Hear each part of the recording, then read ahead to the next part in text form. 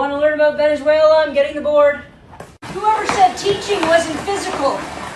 All right, people want to know about what's going on between the United States and Venezuela, but in order to understand what's going on today, you need to understand what has gone on before. That's why history is so important, guys.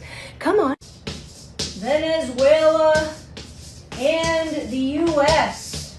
I've decided to do this chronologically because I feel like doing history metaphorically difficult.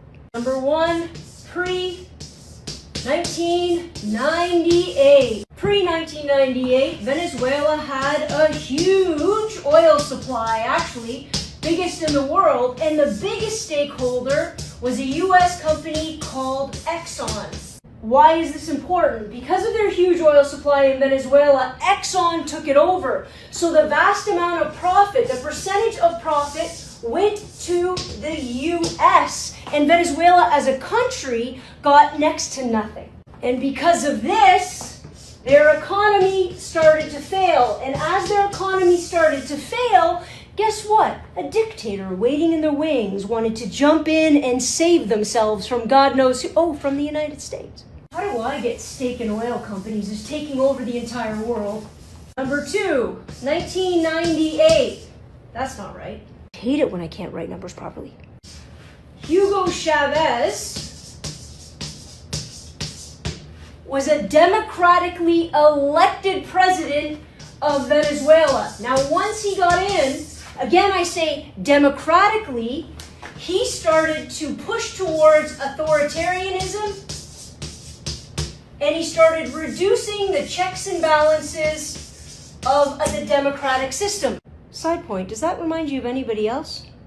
He also started to rewrite the Constitution to solidify his dictatorial power.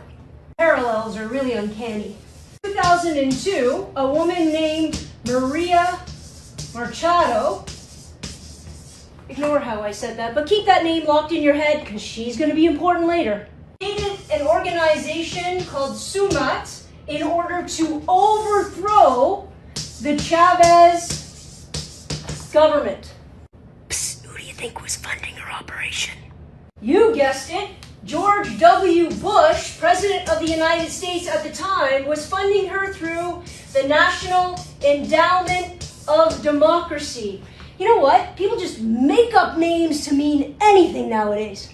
So through this National Endowment for Democracy, the United States funded Machado in order to overthrow Chavez. And when it didn't work, Bush said, "Not my problem, I didn't know anything about it." And she